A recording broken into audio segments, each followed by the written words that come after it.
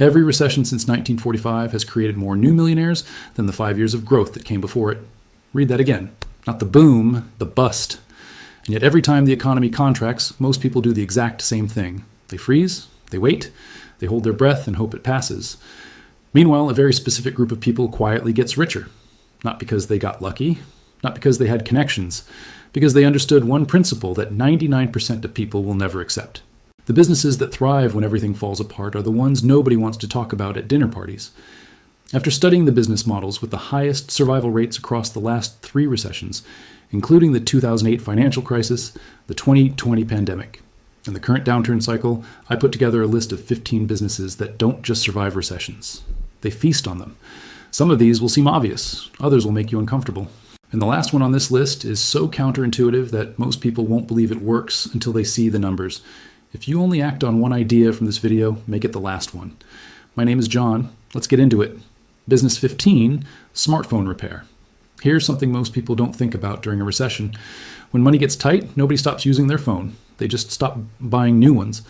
That $1,200 iPhone with a cracked screen doesn't get replaced. It gets fixed. And that shift in consumer behavior is worth $4.1 billion a year in the US alone, according to IBISWorld. The global smartphone repair market was valued at $18.5 billion in 2023 and is projected to hit $38.6 billion by 2035, according to Spherical Insights. That's not recession resistant. That's recession fueled. Here's the part nobody mentions. You don't need a storefront to start this. A mobile repair kit, precision tools, a heat gun, and a stock of the 10 most common screens runs you $2,000 to $10,000. Independent operators report monthly revenue between $9,000 and $30,000 depending on location, with gross margins between 50% and 70% on parts alone. Operators on our mobile repair point out that the real money isn't just in screen swaps, it's in device buy, refurbish, and resell operations. You buy a cracked phone for $80, fix it for $20 in parts, and sell it for $350. That's the margin that keeps this business alive when everything else shrinks. Here's the first pattern you'll notice on this list. Recessions don't eliminate spending, they redirect it. People don't stop needing things. They start choosing repair over replacement. And whoever is standing in that gap makes the money. Business 14, tax preparation services. This one sounds boring until you realize it's legally mandatory. Nobody skips filing their taxes because the economy is bad. In fact, the opposite happens. When money gets tight, people become desperate to find every deduction, every credit, every legal dollar they can claw back from the government. And they're willing to pay someone $200 to $500 to make sure they don't leave a single dollar on the table. The IRS isn't going to send you a letter saying, hey, you missed this credit. That's what a preparer does. The U.S. tax preparation market is worth $20 billion, according to IBISWorld. The global tax management market is projected to exceed $33 billion by 2030, according to Grandview Research. And the profit margins are borderline absurd. Solo practitioners net between 20% and 45% because the cost of delivery is almost entirely your time. And a $500 software license like Drake Tax or ProConnect. An independent preparer working the 3.5-month tax season can earn $30,000 to $100,000 or more. But here's the move that separates the seasonal earners from the real business owners. Add year-round bookkeeping and payroll services for small business clients, and you've built recurring monthly cash flow that has absolutely nothing to do with the state of the economy. The tax season gives you the client. The bookkeeping keeps them paying you 12 months a year. Operators on our tax recommend targeting Schedule C and S Corp filers rather than basic W-2 returns. That's where the real revenue per client lives. One practitioner posted, double your initial pricing quotes, automate client document upload with TaxDome, and register early as an ERO. Startup costs run as low as $2,500 to $10,000 for an independent practice. That's a laptop, software, an IRS PTIN registration, and a professional website. That's the unsexy truth about tax prep. The business itself is boring. The cash flow is not. Business 13, tutoring and test prep services. Here's something that surprises most people. Education spending is one of the last line items families cut during a recession. Parents will cancel vacations, downgrade cars, and eat rice and beans before they pull their kid out of SAT prep. According to IBISWorld, the U.S. tutoring and exam prep industry is valued at $18.9 billion in 2025. The global market is projected to reach $170 billion by 2035, according to Future Market Insights.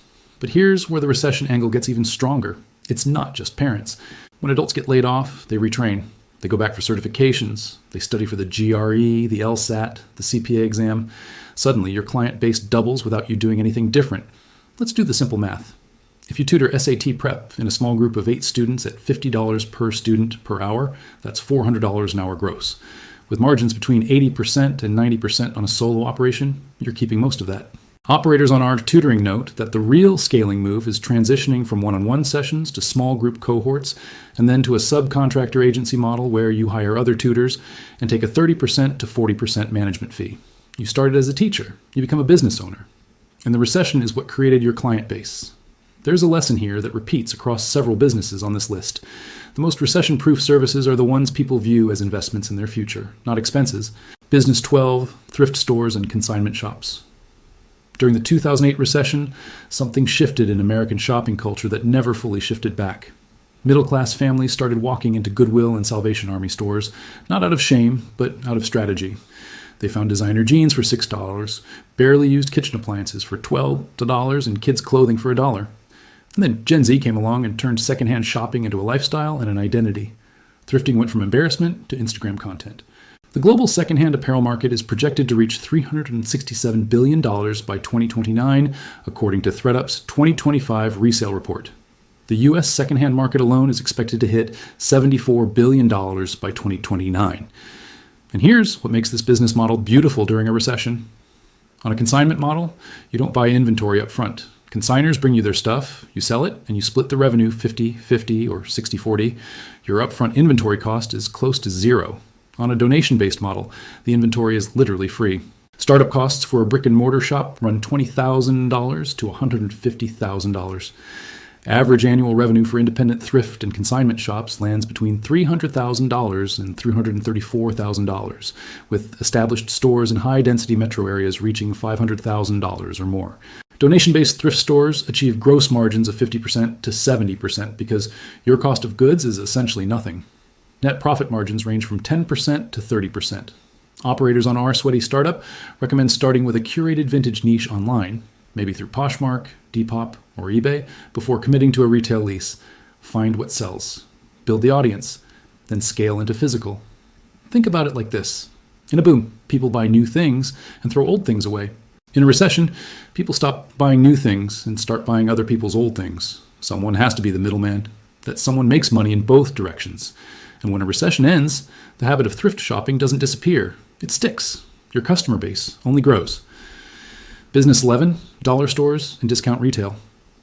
During the 2008 recession, Dollar General reported same-store sales growth of 9% in 2008 and 9.5% in 2009, according to Retail Brew. While luxury retailers were laying off staff and closing locations, dollar stores were opening new ones. That's not survival. That's dominance.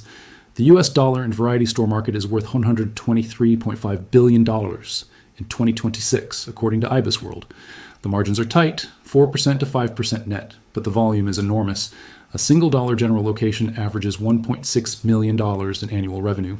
Here's what nobody tells you about this space. You don't need to compete with Dollar General directly. Independent operators who set up in underserved rural areas or urban food deserts, places the big chains haven't reached yet, can generate $85,000 to $95,000 a month with minimal competition. The product mix shifts during a recession too. Cleaning supplies, paper goods, canned food, and basic household essentials fly off the shelves faster than you can restock them. And here's the pattern. When consumers trade down, they don't stop spending. They redirect spending to whoever offers the most value per dollar. If that's you, the recession becomes your best marketing campaign. Business 10, private security guard services. When the economy contracts, two things happen simultaneously. Businesses downsize and leave commercial properties sitting empty, and property crime rises. The combination creates explosive demand for private security. It happened in 2008, it happened in 2020, and it's happening again right now. The U.S. security services market is worth $49.1 billion in 2026. Employing over 1.2 million licensed guards, according to IBIS World. The global market is projected to reach $154.3 billion by 2035. And here's the part that makes this recession-proof in the truest sense. Security contracts are B2B recurring revenue. A commercial property manager paying you $4,000 a month for overnight patrol doesn't cancel that contract when the economy dips. They can't afford to. Vacant buildings get vandalized, copper wiring gets stripped, and vandalized buildings lose the remaining tenants. Cutting security to save money ends up costing 10 times more in property damage. Startup costs run $10,000 to $50,000. Each full-time guard generates $40,000 to $60,000 in annual gross revenue, billing clients $22 to $35 per hour, while paying guards $15 to $22. Net margins land between 6% and 15%. But here's the scaling model operators on our security guards actually recommend. Don't station a single guard at one location. Start with mobile vehicle route patrols, where one guard inspects multiple client sites per night from a marked vehicle. That model multiplies your revenue per employee and gives small business clients a price point they can actually afford, maybe $500 a month for 3 nightly drive-by patrols instead of $4,000 for a standing guard. Let's do the simple math. If one mobile patrol guard covers 8 small business clients at $500 per month each, that's $4,000 a month in recurring revenue from a single employee. You're paying $18 an hour. During the 2008 recession, commercial real estate developers expanded security contracts specifically to protect vacant buildings from theft and vandalism. The worse things get out there, the more people need you in here. That's the definition of recession-proof. Business 9 used auto parts and salvage yards. The average age of vehicles on U.S. roads just hit an all-time high of 12.5 years. People are keeping their cars longer than ever, and when something breaks, they're choosing a $150 salvage transmission over a $2,800 factory replacement. That's not frugality, that's rational math. The global auto salvage and dismantling market was valued at $72.4 billion in 2025 and is projected to reach $118.6 billion by 2034, according to Market Intello. Recycled auto parts alone represent a $17.4 billion market, growing at 8% annually. Gross margins on parts range from 30% to 60%. High-value components like engines, transmissions, catalytic converters, and headlight assemblies yield net margins of 15% to 25%. You don't even need a physical yard to start. Operators on our small business recommend niching down into specific vehicle types, like German luxury parts or truck components, and flipping them online through eBay. Initial investment for an online parts flipper runs $2,000 to $10,000. Buy a wrecked car for $800, pull $3,000 to $5,000 in parts out of it, sell the carcass for scrap. Do the math. That's a 4x to 6x return on every vehicle. Here's the uncomfortable truth. While new car dealers suffer during a recession, the people working with old cars thrive. Repair shops need parts, consumers need affordable options, and you're the supply chain that connects them. Business 8, water damage restoration. This is one of the most overlooked recession-proof businesses because the revenue doesn't come from consumers. It comes from insurance companies. A burst pipe at 2 a.m. doesn't wait for the economy to recover. The homeowner calls their insurer, the insurer calls you, and you bill $3,500 to $15,000 per job, depending on severity. The U.S. damage restoration industry is valued at $7.1 billion, according to IBISWorld. Gross margins on water mitigation, which is the dry out phase, run between 50% and 80% because the work is primarily equipment deployment. You're not installing new materials. You're running industrial dehumidifiers and air movers for 3 to 5 days and billing for every hour of equipment usage. Startup costs for an independent mitigation company run $10,000 to $40,000 for equipment, IICRC certification, and liability insurance. Operators on our entrepreneurs stress that the key to consistent volume is building referral relationships with local plumbers and property managers. Plumbers often receive $500 to $1,000 referral fees per mitigation lead, so they're incentivized to send you every water emergency they encounter. Here's what makes this truly recession-proof. Deferred maintenance during downturns actually increases water damage events. People put off fixing that slow leak, that aging water heater, that compromised roof flashing, and when it finally fails, the damage is worse and the restoration bill is bigger. The recession doesn't hurt this business, it feeds it. Still with me? Good. Because we just passed the halfway point, and from here the businesses get more intense, more counterintuitive, and in some cases, more uncomfortable. These next 7 aren't just recession resistant, they're recession dependent. They exist specifically because economies break down. Morgan Housel writes in Same as Ever that the most important financial skill isn't predicting the future. It's preparing for what never changes. What never changes is that people default on loans, people need cash fast, crime doesn't take a holiday, and broken things still need to be fixed. Every business from here forward is built on one of those permanent truths. Business 7, debt collection and credit repair services. When the economy contracts, credit card delinquency rates spike above 5%. That means millions of consumers are falling behind on payments, and creditors need someone to recover those funds. That's where you come in. The U.S. credit repair market is valued at $6.8 to $7.3 billion, and the U.S. debt collection market is worth $15.2 billion, according to IBS World. These are two sides of the same recession coin. Collection agencies work for creditors to recover money. Credit repair firms work for consumers to fix the aftermath. Both get busier when the economy contracts. Credit repair has almost no barrier to entry. Startup costs run $500 to $2,000 with dispute software like Credit Repair Cloud, a basic website, and a CRM. You charge clients $99 to $149 per month on a subscription model, delivering gross margins of 50% to 70%. Debt collection runs on contingency fees of 15% to 35% of recovered amounts. Net margins across both models average 15% to 25%. Here's what nobody tells you. These businesses are counter-cyclical by design. When the economy is booming, demand is moderate. When the economy crashes, demand explodes. Credit card delinquencies during past recessions have increased debt placement volumes by 20% to 40% for collection agencies. The math only works in your favor when times get bad. Business 6, foreclosure cleanup and property preservation. During the 2008 recession, property preservation demand spiked by over 300% as mortgage default rates topped 9%. Banks, mortgage servicers, Fannie Mae, and HUD all need someone to secure, clean, winterize, and maintain the thousands of vacant properties flooding the market after foreclosure. That someone is a contractor with a truck, a trailer, and a mower. Solo contractors in this space generate $100,000 to $200,000 a year. Multi-crew operators can earn $10,000 to $50,000 or more per month. Startup costs for a subcontractor run $5,000 to $15,000. Making this one of the most accessible recession businesses on the entire list. Operators on our small business caution against relying solely on national middleman companies like Safeguard or Cyprex because the per-job payouts are low. The real money is in securing direct relationships with local banks, credit unions, and REO real estate agents. Those direct contracts on trash outs, board ups, and winterizations pay 2 to 3 times what the national forwarding platforms offer. Here's the lesson. Every foreclosure is someone's worst day. But the house still needs to be maintained, the lawn still needs to be mowed, the pipes still need to be drained before winter. That work doesn't disappear because the economy is struggling. It multiplies. Business 5, pawn shops and buy-sell trade stores. And there's a reason pawn shops have existed for over 3,000 years. They solve a problem that never goes away. People need cash fast, and they have things they're willing to put up as collateral to get it. No bank on earth can process a loan in 15 minutes with zero paperwork. A pawn shop can. The U.S. pawn industry generates $4.5 billion in annual revenue across roughly 3,155 establishments, according to IBIS World. The global market is valued at $41 billion in 2025 and projected to hit $53 billion by 2034.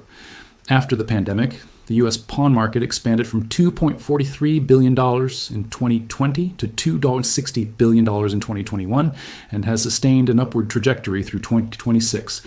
Here's the part most people miss entirely. The real profit in a pawn shop isn't the retail sale of defaulted items. It's the interest on loans. State-regulated monthly interest rates typically run 10% to 25% on loan principal. Someone pawns a $500 guitar. You give them $200, they pay you $20 to $50 per month in interest until they reclaim it. If they never come back, you sell the guitar for $350, you win either way. The loan generates recurring income. The default generates a retail sale. Both outcomes are profitable. Average annual revenue per independent store is around $700,000, with gross margins between 30% and 50%. Startup costs run $50,000 to $300,000, with the largest chunk being your loan book cash reserve, which is the liquid cash you need on hand to actually issue loans. During the 2008 recession, pawn loan volume surged because banks restricted personal credit lines and credit card limits. People who couldn't get approved for a $500 bank loan walked into a pawn shop and walked out with cash in 15 minutes. No credit check, no application, just collateral and a handshake. Nassim Nicholas Taleb describes this concept in Antifragile. Some systems don't just resist shock, they gain from it. Pawn shops are anti-fragile by nature. The worse the economic shock, the stronger the demand for exactly what they offer. Business 4, bail bond services. This is a $3.5 billion industry that most people never think about, according to IBIS World. And it's one of the most stable businesses in existence because its demand driver has nothing to do with the economy. People get arrested in booms and busts alike. The revenue model is simple and legally mandated by the courts. A judge sets bail at $10,000. The defendant's family pays you a non-refundable fee of 10% to 15%, which is $1,000 to $1,500. You post the full bail with the court through your surety company. When the defendant shows up for their court date, the bail is returned to the surety, and you keep the premium. If they don't show up, that's where things get expensive, but across a portfolio of bonds, the math is overwhelmingly profitable. Owner-operators earn $50,000 to $150,000 or more annually. Startup costs run $10,000 to $50,000, including state licensing, surety qualification, and a small office within walking distance of the county jail. Operators on our small business emphasize that physical proximity to the jail and strong relationships with local criminal defense attorneys are the two biggest growth drivers. That's it. Location and referrals. During the 2008 recession, demand held steady because fewer families had the savings to post 100% cash bail directly with the court. They needed the 10% option. That's you.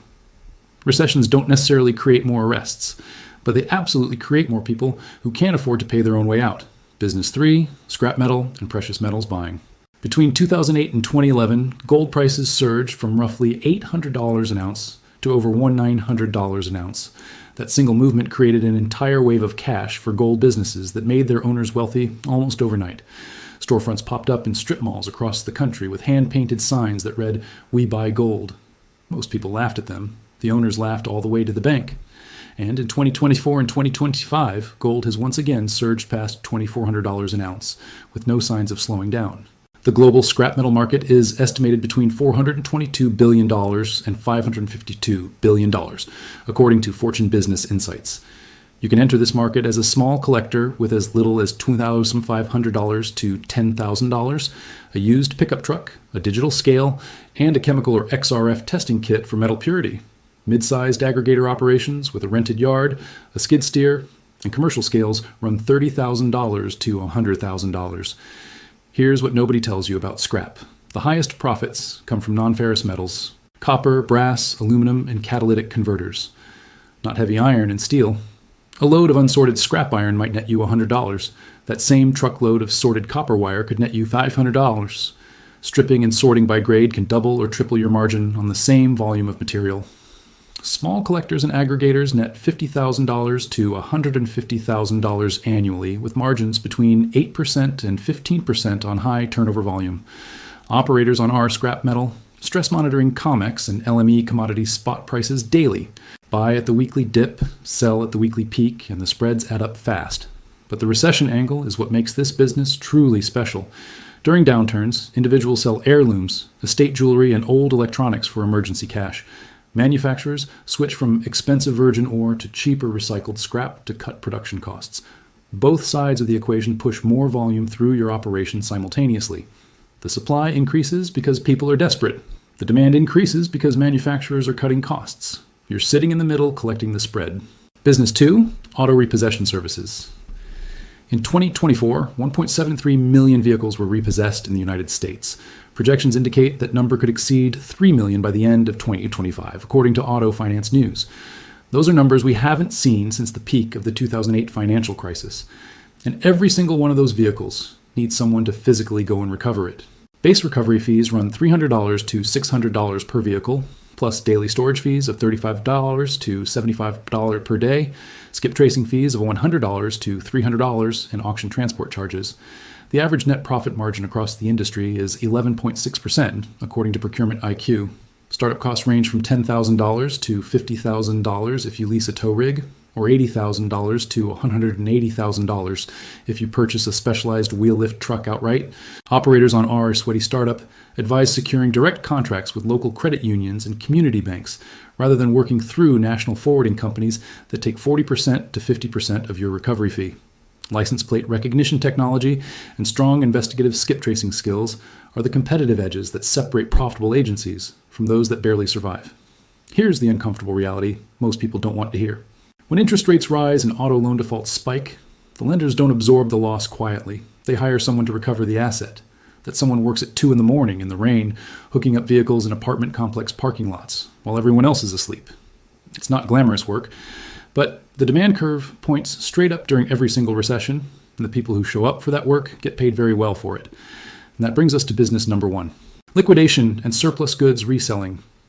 This is the business that profits directly from other businesses' worst moments, and it might be the most counterintuitive model on this entire list. Here's what happens during a recession. Retailers overstock. Businesses file for bankruptcy. E-commerce return volumes, already exceeding $800 billion annually in the US, accelerate as consumers become more selective about what they keep.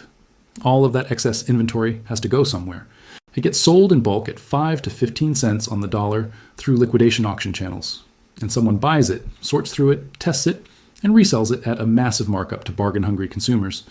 You can start with a single pallet, a $500 to $2,000 purchase of unmanifested returns from platforms like Liquidation.com, BulkU, or Direct Liquidation. You sort through the items, list the working ones individually on eBay, Facebook Marketplace, or in your own retail bin store, and sell them at 3x to 5x what you paid for the entire pallet. Gross margins range from 30% to 50%, and on unmanifested pallets broken down for individual sale, margins can reach 75%. A full bin store operation costs $25,000 to $100,000 to set up with a commercial lease, inventory pallets, bins, and a POS system. Operators on R-flipping warn that landed cost, which includes the item price plus freight shipping plus auction fees, is the metric that makes or breaks you. Roughly 20% to 30% of pallet items may be broken or have missing parts, so realistic accounting is essential. Let's do the math one more time. You buy a pallet of 200 items for $1,500, including freight. About 30% is damaged or unsellable. That leaves 140 good items. If you average $15 per item on resale, that's $2,100 in revenue. Subtract your $2,500 cost, and you're looking at $600 in gross profit from a single pallet. Scale that to 10 pallets a week, and you're generating $6,000 per week in gross profit. During a recession, while other businesses around you are shutting their doors, here's why this is number one on the list. Every other business we talked about today reacts to a recession. This one feeds on it directly. The worse the economy gets, the more inventory floods the liquidation market, the cheaper your cost of goods falls, and the more consumers seek out your discounted prices. It's the only business model where both sides of the equation, supply and demand, improve simultaneously during an economic downturn. Walker Deibel writes in Buy Then Build that the greatest business advantage isn't being first to market. It's being positioned where the value is already flowing.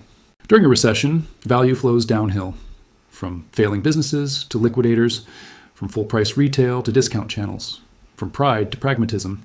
If you're standing at the bottom of that hill with a truck and a plan, you catch everything that rolls down. Now look at this entire list one more time. Smartphone repair, tax preparation, tutoring, thrift stores, dollar stores, security guards, salvage yards, water restoration, debt services, foreclosure cleanup, pawn shops, bail bonds, scrap metal, repossession, liquidation. Not a single one of these would impress anyone at a cocktail party. Nobody brags about buying return pallets or towing cars at 2 a.m. or cleaning out foreclosed houses. And that's exactly the point. The boring factor is the advantage. Nobody's competing with you because nobody thinks it's exciting enough to try. And that lack of competition is what creates the margin. Let me be honest with you for a moment.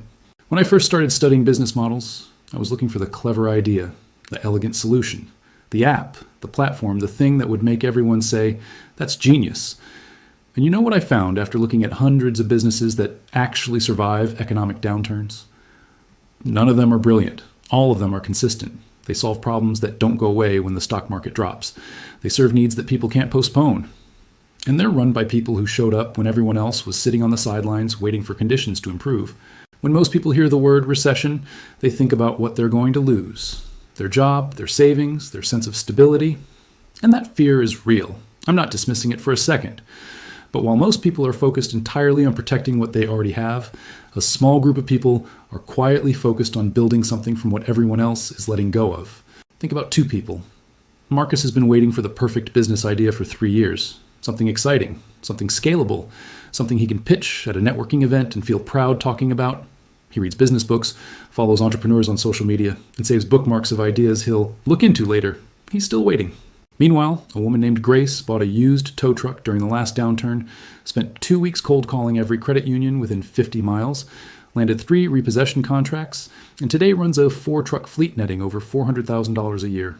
She never posted about it online. She never recorded a podcast episode about her journey. She never needed to. The bank account speaks for itself. The difference between Marcus and Grace isn't talent. It isn't luck. It isn't startup capital. It's willingness. Willingness to do the thing that nobody else wants to do in the exact moment when nobody wants to do it. That's the entire secret. That's what every business on this list has in common. The question isn't which of these 15 businesses is best. The question is, which one can you start with what you have right now before the window closes? Because here's the thing about recessions that nobody tells you. They don't last forever. And the people who build during the downturn are the ones who own the market when the recovery arrives. If this video gave you even one idea worth thinking about, hit that like button. It genuinely helps, more than you know. Subscribe if you want more real business strategies, not hype, not theory, real models that work in the real economy. And tell me in the comments, which of these 15 businesses surprised you the most? I read every single one of them. I'm John, and I'll see you in the next video.